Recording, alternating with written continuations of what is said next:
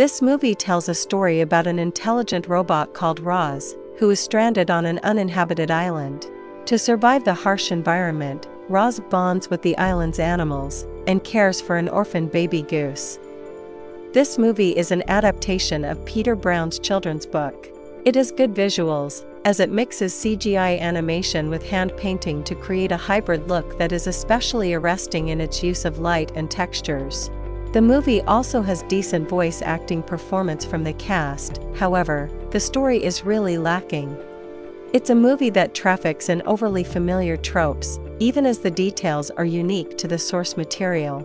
The movie isn't mining completely new territory, which treads heavily upon ground that some other movies did before, and admittedly better.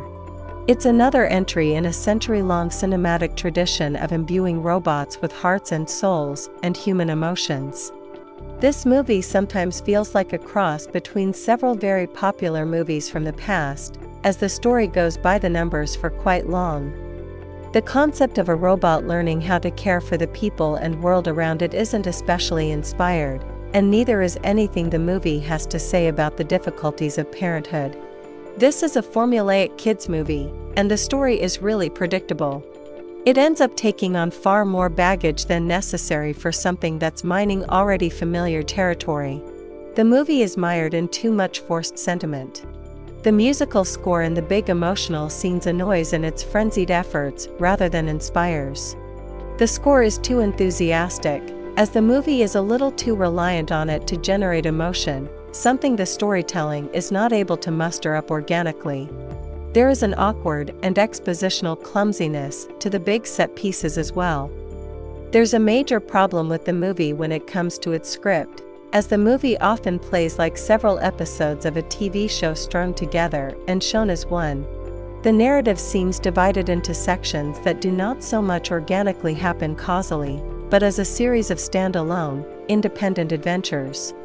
Like almost every other kids' film these days, the movie cannot quite figure out which of its many endings to close out things. The main thrust of the story wraps up rather nicely with about 30 minutes left in the movie, and this movie is without villains for the majority of its runtime.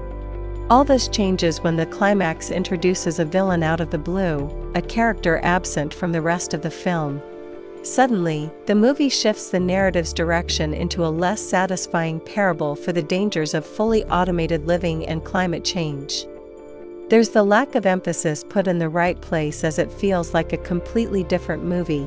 It's like watching a movie whose sequel has already been tacked onto the original.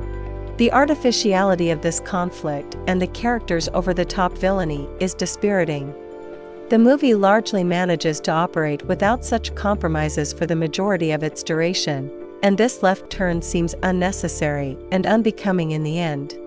Overall, it's not worth to watch this in theaters, just wait on your streaming service.